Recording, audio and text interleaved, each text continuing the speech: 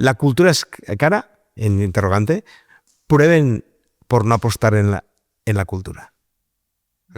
Es verdad. Lo que nos dará una capacidad como país, como región, como barrio, como organización, no es la promoción económica, es la promoción de la cultura.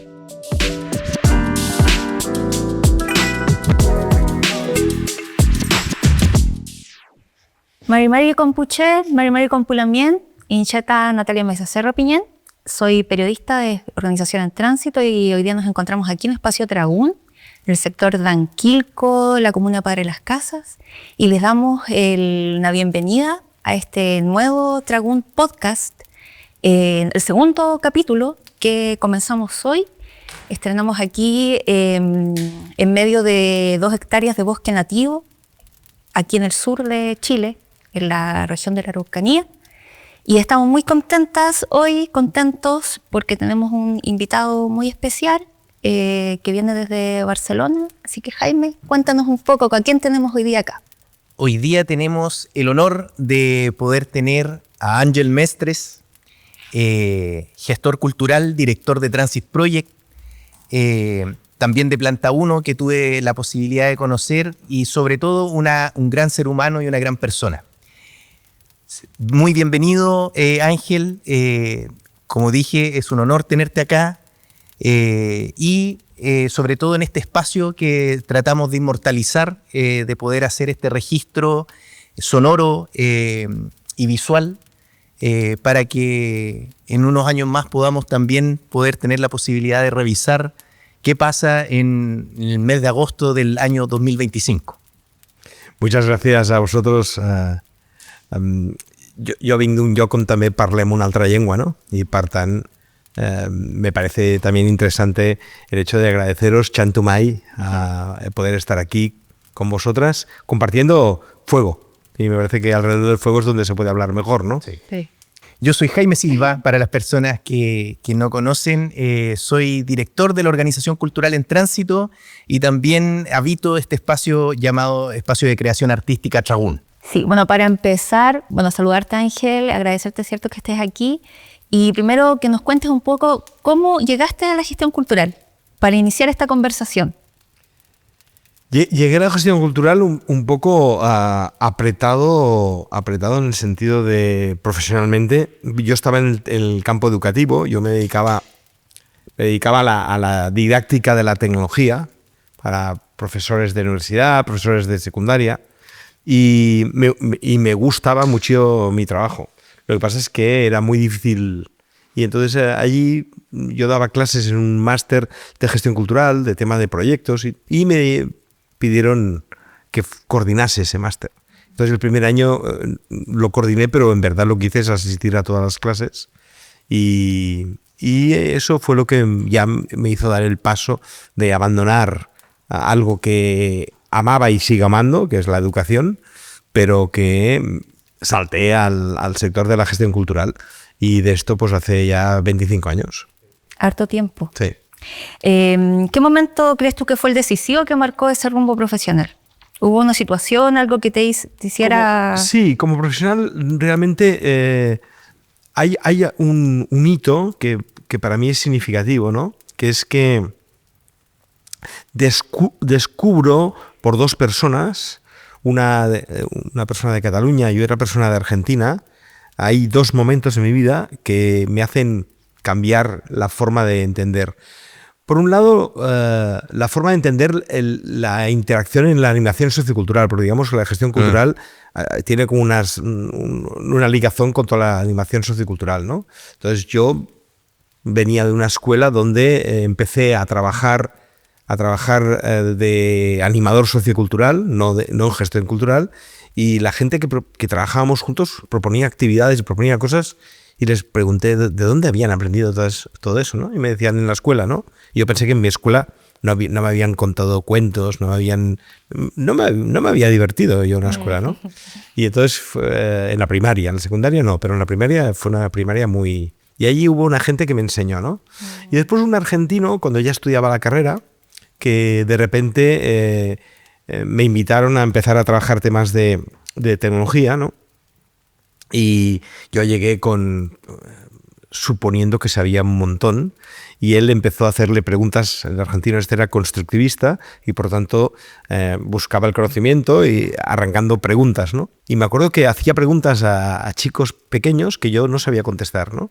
Y por tanto todo el saber se me derrumbó, todo lo que yo había aprendido se me derrumbó una mañana de hace bastantes años, pero se me derrumbó, ¿no? Y yo creo que es bueno ir por el mundo pensando que no, que hay muchas cosas que desconoces, ¿no? Con respecto a eso del concepto de animador cultural que me dejaste pensando, porque acá se conoce agente cultural, gestor cultural o animadora o gestora cultural. Eso de animador es muy bonito, como poder animarte a hacer cultura. ¿Cómo se enfrenta eso? Está bien, el concepto, o sea, ahora no vamos a meternos en el tema conceptual, ¿no? Pero claro, sí que yo creo que hay un efecto péndulo, en el sentido de que la animación, empieza todo con la animación sociocultural, ¿no? Y de hecho hay muchas fuentes de inspiración, bastante en América Latina también, ¿eh? Hay pensadores de América Latina que ya no pondremos aquí todo lo que sería la parte de formación, ¿no? Pero se empieza en la animación subcultural y de repente hay como el efecto péndulo se va hacia la gestión cultural. Si me pongo un poco cínico, en el buen sentido de la palabra, pero cínico, yo diría que la diferencia entre animación subcultural es que un animador sociocultural habla de barrio y en cambio un gestor cultural habla de territorio, ¿no? Un animador sociocultural habla de publicidad y un gestor cultural habla de marketing. Pero en el fondo, la única diferencia es que el animador sociocultural tiene una forma de abordar desde el territorio y el gestor cultural tiene una forma de abordar desde el territorio. Son trabajos muy parecidos, ¿no? Pero sí, que en el inicio no se hablaba tanto de gestión cultural, ¿no? Es verdad. Claro. ¿Y cómo crees tú que este concepto de gestión cultural ha ido evolucionando en los años? O sea, desde que tú iniciaste, digamos, porque tú dices que ya tienes 25 años de experiencia, más o menos, tu visión, ¿cómo ha sido esta evolución? Mira, es que además, claro, justamente he hablado del efecto péndulo, pero el péndulo va hacia un lado y vuelve hacia otro, ¿no? Claro. Y yo creo que la animación sociocultural, todo el tema de la participación comunitaria, de la democracia cultural, de los derechos culturales, estaban más en el ADN de ese conocimiento, ¿no? Y ahora la gestión cultural está volviendo. Hubo un momento donde se fue muy a economía naranja, economía creativa, el valor económico de la cultura, y ahora estamos viendo que no, que es el valor intrínseco de la cultura, el crear comunidad, el empoderar a determinadas comunidades, ¿no? Entonces ahí yo creo que hay un efecto que la gestión cultural está como volviendo. En esto mucha gente no estará de acuerdo y tienen razón también, ¿eh? Pero me parece que hay algo de retorno a los orígenes, en cierta manera, ¿no? Bueno, para contarle a las personas, Ángel llegó el lunes 17 de agosto y el martes dio el inicio al seminario Araucanía Cultural que organiza la Universidad Católica de Temuco y la Seremía de Arte, Cultura y Patrimonio de la región de la Araucanía. Y en esa charla que diste, me dejaste pensando con una parte cuando hablabas del acceso a la cultura, la democratización, que en algún momento existe el acceso, que se luchó mucho porque las personas pudiesen acceder, claro, pero también hablaste sobre los museos, que actualmente, por ejemplo, están vacíos. Claro. Sí, es que ese es lo que realmente, al menos mi generación, no hemos sabido hacer bien. Hemos luchado por la democratización cultural, es decir, que todo el mundo podamos ir a los lugares, ¿no? Y muchos de esos lugares están vacíos. Y por tanto, ahora no hablo de ningún museo en concreto, de ninguna biblioteca en concreto, de ningún centro cultural en concreto, pero muchos de estos centros culturales han vivido de espaldas al territorio. Eran como lugares... no diré privados, pero sí vetados, ¿no? Vetados.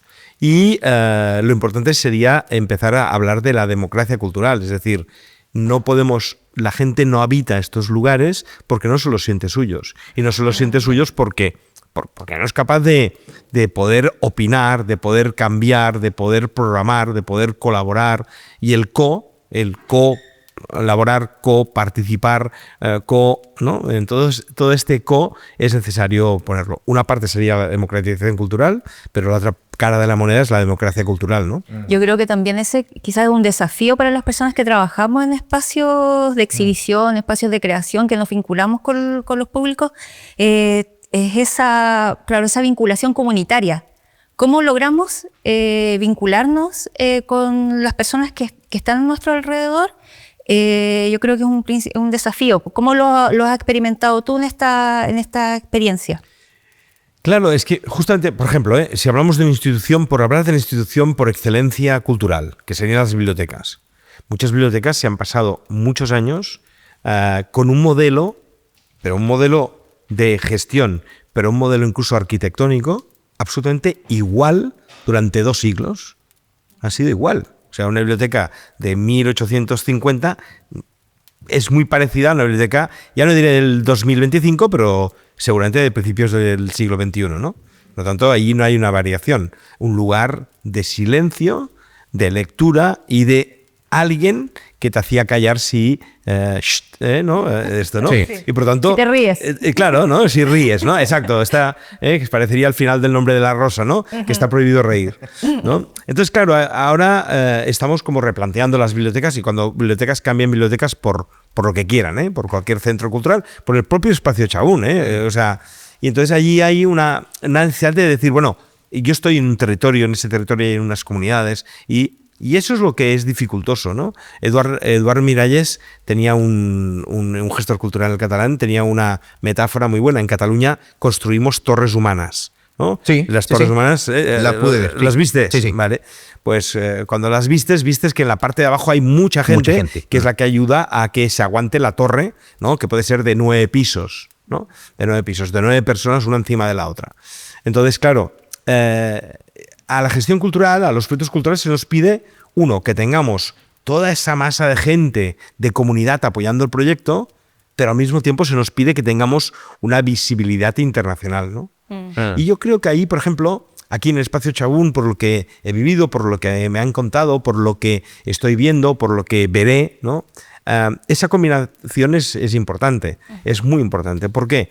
Porque el arraigo a estas 2 hectáreas que nos rodean, que tú hablabas al principio, dentro de una comunidad mapuche, que en un determinado momento cuestiona qué vais a hacer, qué tipo de actividades haréis, por qué un centro cultural y tenéis que cambiar de centro cultural a espacio de creación, ¿no? Entonces, todo esto tiene que ver con un respeto desde el punto de vista de la palabra respeto lo más amplio posible a lo que pasa alrededor, lo que está pasando alrededor.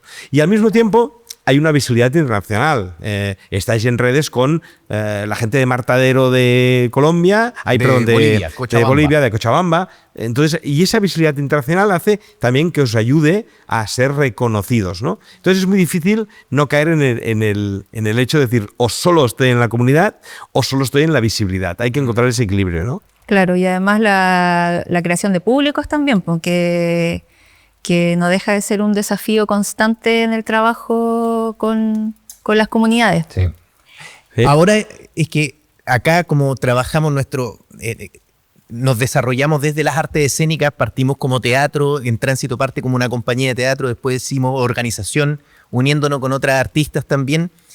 Hablamos de público, en otros espacios culturales hablan de usuarios, pero finalmente son personas. Nosotros trabajamos con la unidad de público donde diferenciamos y también trabajamos ese la coprogramación, donde invitamos a las personas también a sentirse parte de lo que quieren ver, a co-crear también, que se sientan parte de una creación, que no son solamente de algunas personas, sino que también se involucren, porque finalmente creo yo que la gestión cultural tiene que ver con involucrarse, con ser parte de una comunidad, no ser un actor pasivo con respecto a lo que me van a enseñar, sino que también cómo va de ida y vuelta. Es más o menos así. Es más así. Es más exacto, así. No, totalmente de acuerdo con lo que dices, Jaime. En el sentido de que una vez, no sé si estabas tú en Barcelona ese día, pero hubo de repente una persona que llevaba un teatro que dijo: a mí tanto me da si hay público o no hay público, ¿no? Y el ponente que había, que yo estaba coordinando esa sesión, yo estaba pensando miles de respuestas, ¿no? Miles. la democracia, de lo que acabamos de hablar, ¿no? Y de repente el que estaba en la ponencia, que es Ferran López, le contesta: tanto te da, ya verás lo bien que te irá tener comunidad o público o usuarios, es igual, el día que quieran cerrar tu espacio. Y me parece que no hay respuesta más clara, ¿no? De por qué hay comunidad. Parecería una respuesta interesada, ¿no? Quiero que haya comunidad para que no cierren mi espacio. No hagan esa lectura, ¿eh? La lectura es, hombre, el día que cierren tu comunidad y alguien rompa algo por decir no quiero que cierren el espacio Chagún, eso, y que lo haga alguien que no es del espacio Chagún, eso es un orgullo, ¿no? Claro, y eso igual yo creo que tiene mucho que ver con justamente lo que tú nombraste también en la charla que comentaba Jaime del otro día en la universidad, que es como Planta 1 también es un espacio de afectos, sí, ¿cierto? A mí me parece que es algo muy importante y que quizás pasa desapercibido, pero justamente son los afectos, el cariño, el amor que tanto el equipo de trabajo desarrolla con el espacio y con la comunidad, como también las personas que vienen, se involucran y generamos redes de afectos, digamos, en todo este proceso del crear y del compartir a través de la cultura. Y yo creo que eso es muy bonito y es muy importante destacarlo porque es lo que nos hace humanos. Totalmente. O sea, si estoy aquí hoy es por afecto. Me acaban de sacar del paraíso, que yo estaba en un centro cultural, hay un centro de creación que se llama Copanqui, que queda en Curarrehue. Le mandamos también cariño a Claudio y agradecemos públicamente su recepción en ese maravilloso espacio. Sí. Claudio, me han secuestrado para estar aquí, pero bueno, vamos. Pero no, bromas aparte, es verdad, cultivar afectos tiene que ver con esa capacidad de vínculo, ¿no? Porque los afectos se mantienen en el tiempo. Si nosotros de repente hacemos un proyecto porque nos presentamos a una convocatoria del Banco Iberoamericano de Desarrollo, me lo invento, y de repente Planta 1 en Tránsito, con el Espacio Chagún, nos presentamos, ¿no? ¿Y qué pasará? Pues haremos el proyecto, ¿no? Supongamos que no nos conociéramos, ¿no? Uh-huh. Hacemos el proyecto y cuando se acaba la financiación, cuando la pobreza entre por la puerta, el amor saltará por la ventana. Se acabará. En cambio, si hay afecto, Jaime sabe que podemos estar 2 años sin hablarnos, y ahora lo sabe Natalia, lo sabe Tamara, lo sabe todo el equipo, para entendernos, que si hay afecto, tú puedes estar 2 años sin saber de Jaime, o 2 años sin saber de Ángel, ¿no? Y en ese momento recuperar y decir, oye, pues necesito que me digas quién me podría ayudar a... Ya no digo, te necesito a ti. No. Me puedes decir, quiero enviar un grupo a no sé dónde. ¿Conoces a alguien en Temuco o en Chile ¿no? O que Ángel, ¿conoces a alguien Y eso se hace por afecto, ¿no? Claro. Las redes Totalmente. afectivas. En relación a eso, lo que justamente tú estabas comentando del tema de lo sostenible, que siempre es un tema en la gestión cultural, en los espacios culturales.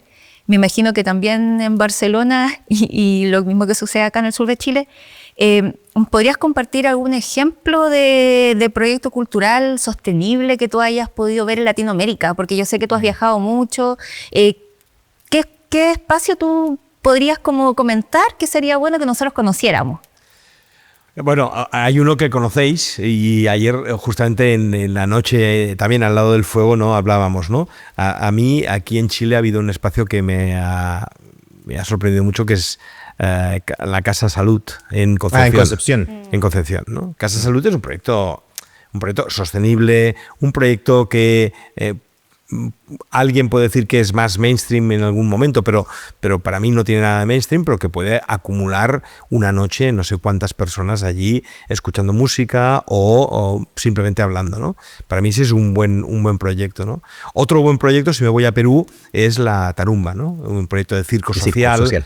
Circo social, escuela de circo, gente que está trabajando desde un circo que nace de nada, ahora tiene una carpa muy valuosa, y cuando hacen el espectáculo cada año logran que los alumnos que están en diferentes circos del mundo vuelvan para actuar en la tarumba, ¿no? Pues para mí eso también es significativo, ¿no? Y podríamos seguir, ¿no? Están los compañeros de la Red de Gestión Cultural, ¿no? de Argentina, ¿no? Una gente que en estos momentos yo creo que a nivel de publicaciones son de lo más potente que tenemos en publicación en el ámbito latinoamericano, incluyo España, ¿no? ¿De acuerdo? O ya que hablamos de revistas, pues también está la revista Poliédrica, ¿no? Que es una revista que está intentando levantarse desde un colectivo de Barcelona, que están, no sé, hay diferentes proyectos y podríamos así citarlos, ¿no? Ahora, ¿qué tienen en común? Tienen en común que son innovadores. Innovación, ahí lo hablamos, Jorge Baenser decía que innovar es hacer que una revista cualquiera deje de ser cualquier revista, que un centro de música cualquiera deje de ser cualquier centro de música, que un espacio como Chabún no deje de ser un espacio cualquiera para... Esa es la definición de innovación, ¿no? Con respecto a... Porque pusiste ejemplos que son muy distintos, por ejemplo, Casa de Salud, que a mí me llama mucho la atención, y encuentro muy bonito que tú lo destaques, porque Casa Salud, la mayoría de la gente, por ejemplo, de Concepción, podría decir que es un bar. Sí. Y que es un bar, como que finalmente no tiene nada de cultural. Sí.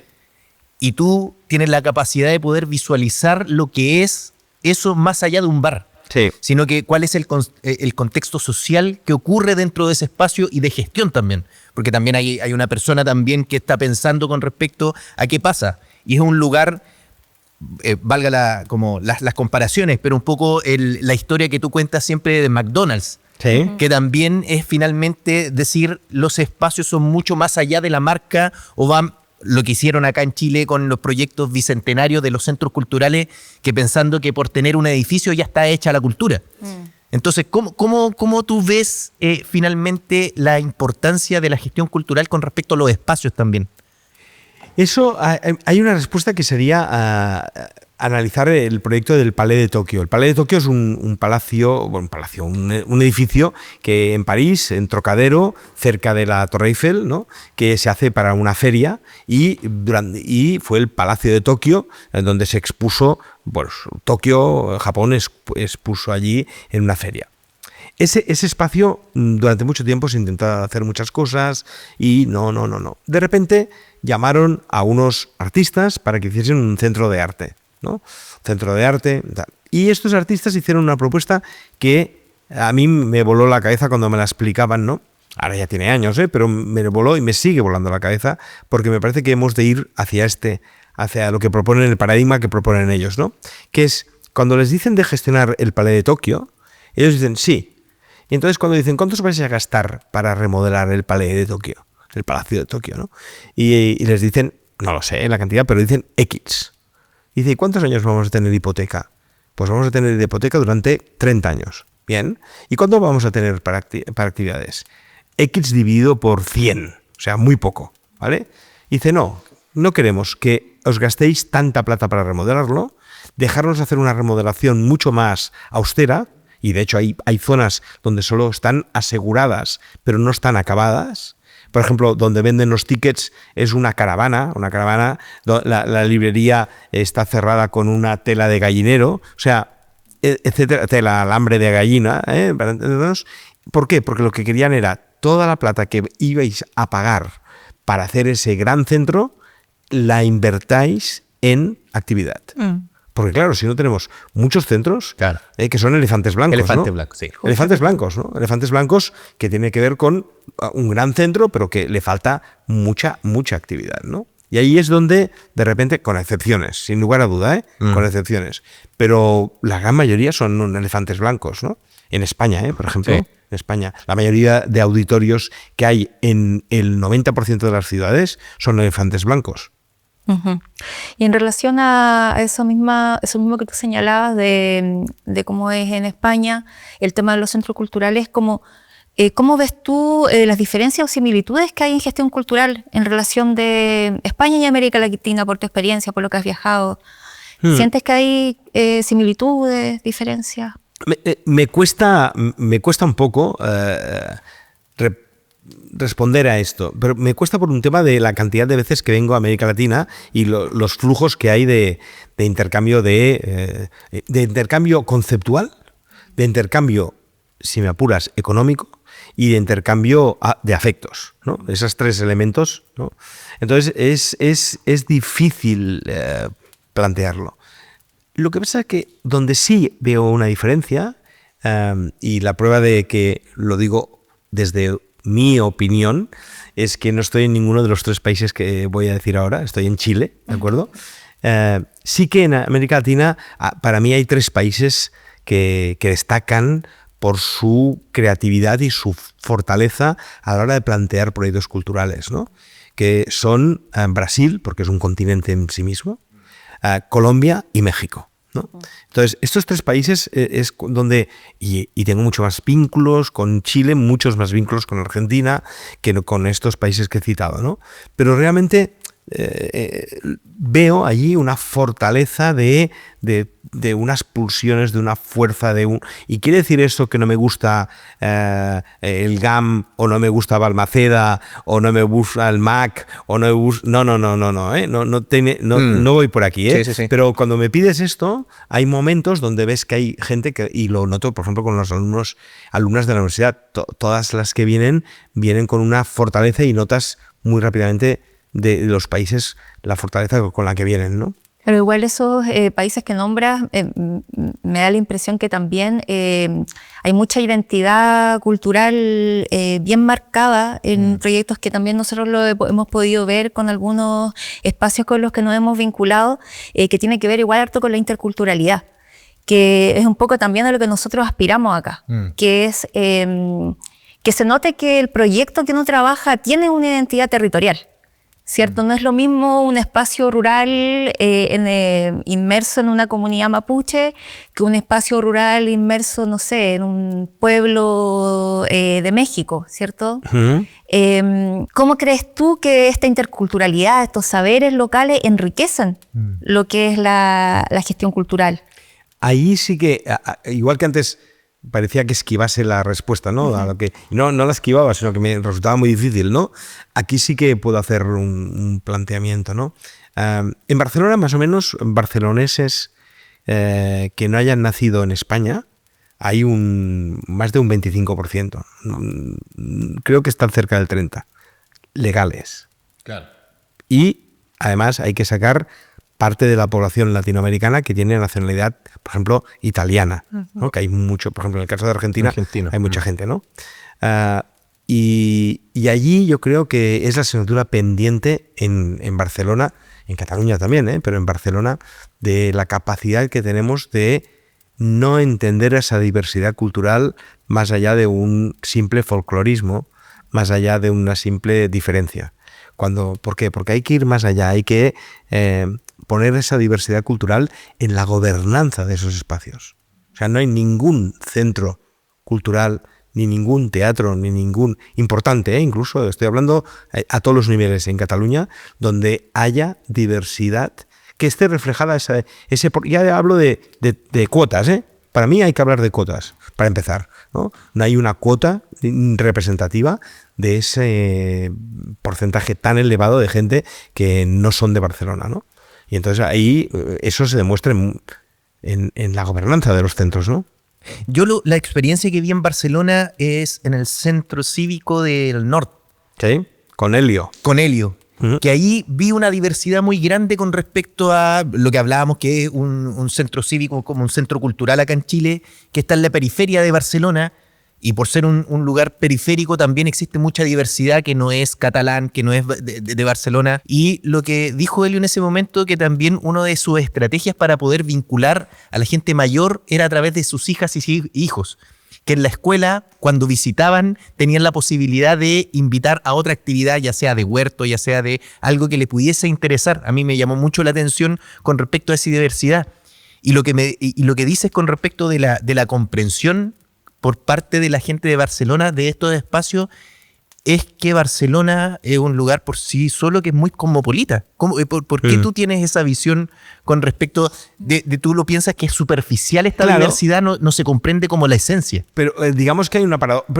O sea, vayamos por partes, ¿no? Digamos, hay un primer elemento que no es casual que Zona Nord lo dirige Helio, pero Helio es venezolano. Venezolano, sí. Claro, ¿no? Sí, entonces, sí. A partir de allí ya digamos que reforzaría la tesis mía de la gobernanza del equipamiento, de ese lugar, de ese espacio, tiene que ver con una visión de la diversidad que aporta un venezolano, Claro. que es catalán. Sí. O sea, es que no estoy diciendo que no sea catalán, ¿eh? Sí, es sí. catalán, Elio, ¿vale? Pero es evidente que ahora Elio, cuando oiga el podcast, se va a reír, ¿no? Pero es verdad, Elio es catalán, pero no deja de tener, y además es sociólogo, ¿eh? Pero lo digo porque esa visión, ¿no? Entonces, Barcelona, yo creo que hay algo para responder a esa superficialidad, que es que Barcelona es una ciudad que ha tenido tanto éxito, ¿no?, con el turismo, que se piensa que el marketing lo puede todo. Claro. Y entonces esa superficialidad hace que la producción cultural que hay en Barcelona tiene, para mí, dos falencias, ¿no? Una, la que marcaba de la diversidad cultural, pero otra tiene que ver con conceptualmente. Es decir, Barcelona no es una ciudad donde se estrenen obras a nivel mundial, no es un lugar donde le falta más riesgo a Barcelona. Y yo formo parte de esa gente temorosa, ¿eh? O de esa gente superficial. No me pongo No te excluyes. no me excluyo, ¿eh? No es una superioridad Sí. intelectual o moral, no, sino que me parece que Barcelona, para tener el valor de marca que tiene, al final todo se resume en Gaudí, Picasso, turismo y Miró, ¿no? Para entendernos. Sí. Y puede parecer tópico, pero es que al final, la cantidad de turismo que tenemos es brutal, ¿no? Hay un asunto que tú comentaste en la charla que a mí me pareció súper importante, que también creo que así como nombramos el tema de los afectos, quizás no se habla tanto, pero es principal, que es el tema del sonreír. O sea, de cómo es tan importante que en realidad que tanto nosotros como equipos y la gente que participa, ¿cierto?, los públicos, las comunidades que se forman, disfrutemos de esto, ¿cierto? Que nos haga felices, que sea un aporte. Porque claro, vivimos en situaciones de guerra, nosotros acá también contextualizando lo que vivimos en Wallmapu, que hay contextos de violencia en las comunidades, conflictos del Estado chileno con las comunidades mapuche, todo un tema de despojo territorial y una realidad que nosotros vivimos constantemente, que es bastante cruda y difícil de sobrellevar, principalmente para la gente que vive en las comunidades y también para nosotros cuando vivimos la represión, digamos. Entonces, nosotros quizás lo normalizamos un poco, pero también es una situación que nos trae estrés, nos trae pena, nos trae como conflictos emocionales. En este contexto, ¿por qué lo nombro? Porque creo que es importante lo que tú decías en la charla, el rol de la cultura en estos contextos. O sea, generalmente se habla de los presupuestos para cultura, es como ya el 1%, era como la gran aspiración, por lo menos acá en Chile. ¿Y por qué es importante? ¿Por qué es importante hablar de gestión cultural? ¿Por qué es importante que hayan espacios culturales? ¿Por qué es importante generar comunidad? Porque es una forma de encontrar lugares para salvarnos de las contingencias. O sea, durante la pandemia dijimos que la cultura nos salvaba, ¿no? Ayer estuvimos en un lugar donde durante 3 minutos, de forma secreta, ¿no? Pude escuchar una asamblea mapuche. Una consulta indígena que se está haciendo. Fue secreta en el sentido de que me estaban enseñando un espacio, había una asamblea mapuche y entramos en la sala, en el backstage, ¿no? Donde había, y escuché un momento, ¿no? Y realmente el clima era complejo, porque delante del proceso participativo que el gobierno de Boric supuestamente había hecho con los mapuches, ellos no lo leían así. Y por lo poco que oí, no les falta razón en ese proceso, ¿no? No ha sido un proceso participativo, ¿no? Y por tanto, hablar de sonreír delante de esas tensiones es evidente que podría pecar de frivolidad, ¿no? Dicho esto, intento hacer un salto para explicarme rápido, ¿no? Que es cuando tú ves la película de Vidas Bella, dentro de un campo de concentración, el papá cómo habla al hijo y le hace reír y le hace ver, ¿no? Me parece que allí no es frivolidad. Allí es entender que hay determinados momentos que todas deseamos sonreír. Y todas deseamos sonreír en el hecho de decir, no puede ser que, aunque estemos luchando, aunque estemos hay momentos que tenemos que compartir, que tenemos que dialogar, que tenemos que dejar que circule esa sonrisa, ¿no? Y entonces el sonreír no es una frivolidad. Ni una máscara ni una careta. No, sino que tendría que ser algo que tuviésemos de ser capaces de decir, estamos jodidos, ¿no? Pero estamos con ganas de cambiar, con ganas de tirar adelante, porque si no es complejo, ¿no? Pero es difícil, en estos tiempos, y hablo sobre todo de la polarización política que tenemos en muchos países, en el caso de Argentina, en el caso de Bukele, en el caso de Trump, por citar Centroamérica, Sudamérica y América del Norte, ¿no? Para entendernos. Y yo creo que ese también es un cambio de paradigma, porque yo creo que nosotros venimos también de, bueno, anteriormente, digamos, las generaciones que estaban antes de nosotros, que la risa o el sonreír o el disfrutar también era algo que estaba hasta como medio mal visto, que era como que casi que estabas perdiendo el tiempo, el ocio no es algo bueno, solo te tienes que dedicar como a producir. No estabas siendo productivo. Sí. Claro, me recuerdo mucho de un dicho de mi abuelita que decía como la risa abunda en la boca de los tontos. Sí. Entonces, claro, porque se están riendo mucho, tienen mucho tiempo libre, no están trabajando, vayan a lavar la loza, a lavar la ropa. Exacto, ¿no? Y claro, yo creo que eso también es un cambio de paradigma, porque es como esta invitación a decir también podemos disfrutar la vida. O sea, que es algo que parece tan lógico, pero que en realidad a veces no es tan así. Por lo mismo, las estadísticas nos muestran que acá en Chile el tema de la depresión, de los intentos de suicidio, o sea, y me imagino que en muchos países es esa realidad, ¿cierto? Que sí, ha aumentado mucho y es muy crudo, muy triste. Entonces yo creo que también, así como lo señalas tú, la cultura, la creación, además, no solamente para los artistas, sino para los públicos, que la gente se atreva a crear, ¿cierto? Puede ser una ayuda, un salvavidas para estos momentos complejos. Sin duda, porque además hay una cosa, hablando de tu abuela, ¿no? Que me gustaría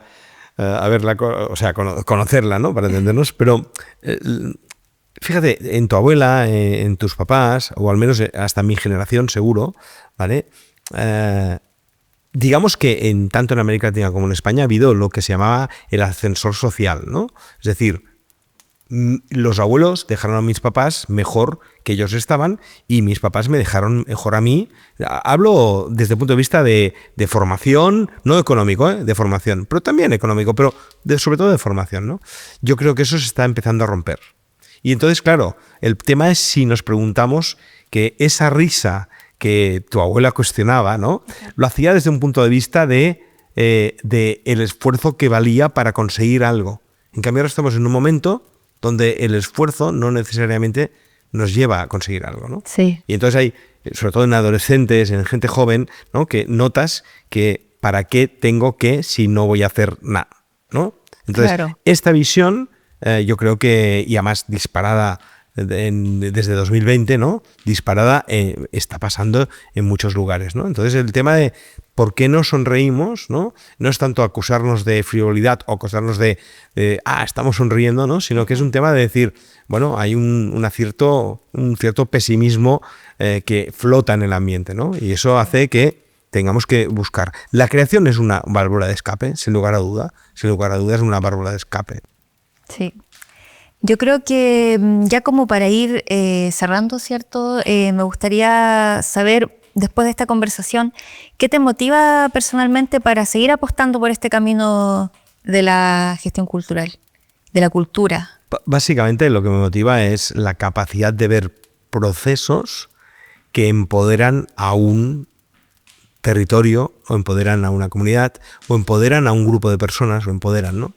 Es decir, que empoderar lo digo en el sentido de sentirse representativos, sentirse con ganas de seguir trabajando, sentirse orgullosos de, ¿no? Y por lo tanto, esto es lo que motiva a tirar adelante, ¿no? Y por lo tanto, hay una capacidad de poder entender que hay personas que ante la adversidad se crecen, ¿no? Y por lo tanto la cultura es una herramienta y quizás es la mejor de todas, que ayuda a la creación de identidad, ayuda a la diversión, ayuda al empoderamiento, ayuda a la economía, pero la herramienta de la cultura es capaz, ¿no?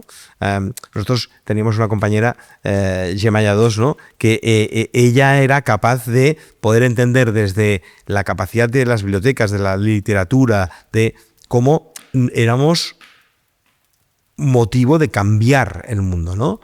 Y por lo tanto, si algo que nos ayuda a cambiar, ¿qué es? Ese fortalecimiento de la sociedad y los vínculos que tenemos como sociedad, ¿no? Acá, los últimos años siempre nos ha pasado a fin de año de que siempre nos pasa la angustia cuando se está aprobando el presupuesto de la nación. Siempre se pone en cuestión el presupuesto a cultura. Porque siempre se dice, sobre todo cuando se están cambiando, hay tiempo de elecciones, se pone en cuestión porque siempre hay otras cosas que son más importantes. Claro, el acceso a la vivienda. Claro, la salud, la seguridad. Ahora el tema de la seguridad es como el caballito de batalla de mucha gente, como para poder decir, oye, tienes que votar por tal sector porque el otro sector es el que te trae la violencia. ¿Qué podrías decirle tú a las personas que están cuestionando constantemente el poder invertir en cultura? La respuesta en dos partes. La primera es una pregunta trampa, no digo tuya, sino una pregunta trampa que ni la abuelita de Natalia, que ha salido en la conversación, ¿no?, defendería la virtud del espacio Chabún por encima de un lugar de atención a personas de tercera edad. Claro. Seguro. Y la abuelita de Natalia es evidente que ama a Natalia, ¿no? Pero Natalia le diría, abuela, ¿qué quieres? ¿Invertir aquí o invertir allá? Y le diría, no, en Chabún no, invertamos en otro lado, ¿no? Bien, dicho esto, por eso es pregunta trampa, porque claro, si ni tu abuela es capaz, ni tu madre es capaz de defender tu trabajo, ¿no? Imagínate, ¿no? Pero después hay un eslogan, no sé si es del Mayo francés, no lo sé, lo he visto en francés, ¿no? Que decía, la cultura es cara, en interrogante, prueben por no apostar en la cultura. Es verdad, lo que nos dará una capacidad como país, como región, como barrio, como organización, no es la promoción económica, es la promoción de la cultura. Antes las sociedades, cuando eran ricas, creaban un teatro. Era como el desarrollo económico nos lleva al desarrollo cultural. Pero es que ahora no. Es que si no hay desarrollo cultural, no habrá desarrollo económico. Y la cultura es lo que nos empodera. Ayer cuando nos intentamos conectar a la red, ¿no? Pues teníamos un problema con la contraseña, tal. Sí. Es la cultura la que de repente nos ayudaba a poder desarrollarnos. La cultura es la que de repente hoy, tú cuando hemos llegado aquí estabas llenando un fondart y decías, no, fíjate que en rojo sale esto y está mal, ¿no? Bueno, es que es esto. Y si no tenemos acceso a la cultura, ¿no? Entonces, la cultura es cara, prueben con la incultura. Una vez me pasó en un municipio de acá, de la capital regional. Nosotros teníamos este domo que está ahora en Trabún. Nosotros teníamos un centro cultural itinerante. Esta carpa nos instalábamos en las multicanchas. Y terminando unos años, siempre también con el cuestionamiento de si acaso se invierte o no se invierte, una persona me dijo, oye Jaime, si lo que pasa es que si yo cierro una multicancha, yo al próximo día tengo un montón de personas acá alegándome de por qué no tengo la multicancha. Claro. Pero si cierro un centro cultural, un teatro, te aseguro que no va a haber nadie. Y me puso el paralelo de si acaso las personas van a querer ir a ver fútbol, que yo soy futbolero, o van a ir a ver una obra de teatro o alguna actividad artística. Lo que estás diciendo me resuena finalmente al poder, porque uno siempre busca las palabras, cuáles son las palabras adecuadas para poder convencer a las personas, sobre todo al mundo político, de por qué es beneficioso por invertir en esto, de por qué es importante generar comunidad y no generar división. Sí. Fíjate, en Temuco ahora están expulsando a los vendedores ambulantes, sí, ¿vale? Y de repente veíamos algún pequeño tumulto delante de algunos de los centros comerciales o de las tiendas importantes, por ejemplo, de la Plaza de Armas o de esa zona cerca de la Plaza de Armas. Yo iba paseando y oí a unas señoras, y no de improviso, oí a una señora que decía, es que esto es un tema cultural, no lo entienden. Es un tema cultural. ¿Qué quiere decir? Es un tema. O sea, cuando hay un conflicto de comunidades inmigrantes, un conflicto con venezolanos que hay aquí, o en Barcelona, conflicto con inmigrantes digamos, de subsaharianos. Es decir, cuando hay conflicto siempre es que el problema es un tema cultural. Entonces, bueno, pues si es un tema cultural, ¿por qué no invierten en cultura? No están diciendo que es un tema económico. Yo creo que es más un tema económico, ¿eh? O sea, el problema que tenemos con lo diferente no es la diferencia, sino es la diferencia es que si los dos vivimos en un piso X, o es igual, un piso de mierda, seguro que nos entendemos con los vecinos, seguro. El problema es cuando vienen alguien que no está en nuestra longitud de onda. Es ahí donde empiezan los problemas, ¿no? Entonces el tema cultural es abordado desde esa perspectiva, con mucha dificultad, ¿no? Porque el paradigma cultural tiene que ver con la religión, tiene que ver con la sociología, tiene que ver con muchos elementos, ¿no? Pero la cultura es la herramienta más potente que nos puede llevar a la no homogeneización de la cultura, pero sí a intentar entender una cierta cohesión social, ¿no? Cohesión social, no homogeneización, sino cohesión social. Sin cohesión social no hay capacidad de crear nada, ¿no? Y la cultura es la mejor herramienta para esto, ¿no? Te quiero hacer una pregunta que es compleja, pero lo que nos llevó también a invitarte, que vamos a estar en unos próximos días, mañana, invitando a un programa que hemos estado trabajando con el equipo de la organización, que tiene que ver con la gestión cultural sostenible. Entendiendo que no hay recetas mágicas. ¿Cómo poder decirle a las personas que están en la animación cultural, en la gestión cultural, trabajando en este ámbito, qué le podrías decir tú a personas como nosotros de poder encontrar dónde está el sentido o dónde está la receta de poder generar una sostenibilidad en el trabajo que estamos desarrollando o en los proyectos que podamos imaginarnos?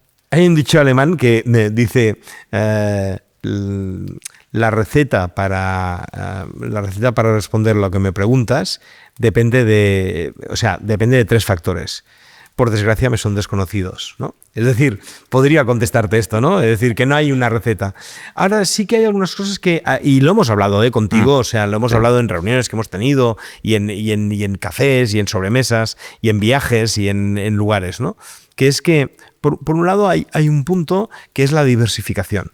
Es decir, no hay entidad cultural que sobreviva, a menos que no sea con harta plata del sector público, sino es diversificada, ¿no? Y ahí hay que encontrar un equilibrio entre esa diversificación y no perder la identidad como tal, ¿no? Espacio Chabún tiene una identidad que tiene que ver con la creación, que tiene que ver con las artes escénicas, que tiene que ver con el territorio donde se desarrolla. Vale.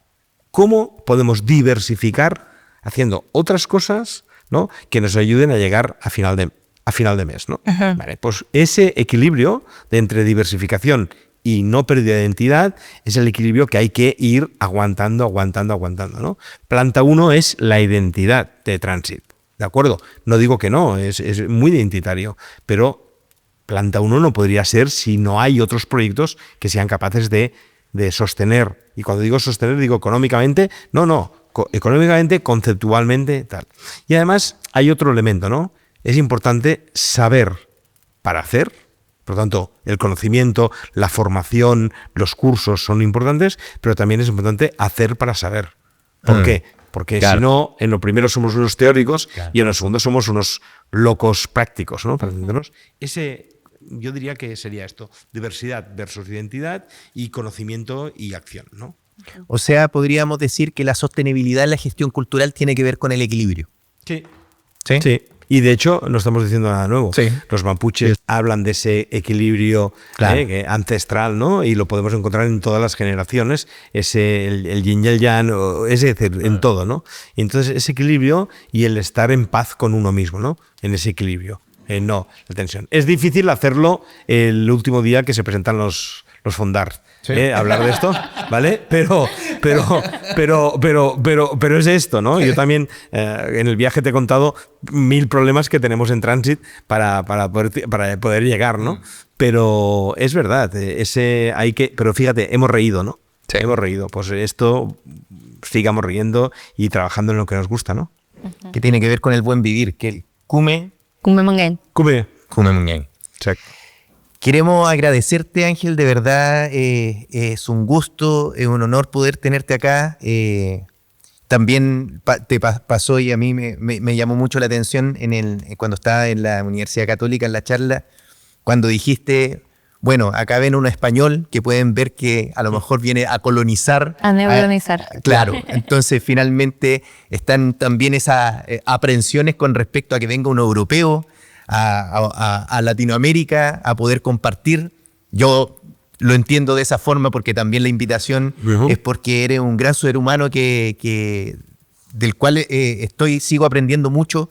Entonces, de verdad es un honor tenerte aquí en el Cutral, en el Espacio Tragún.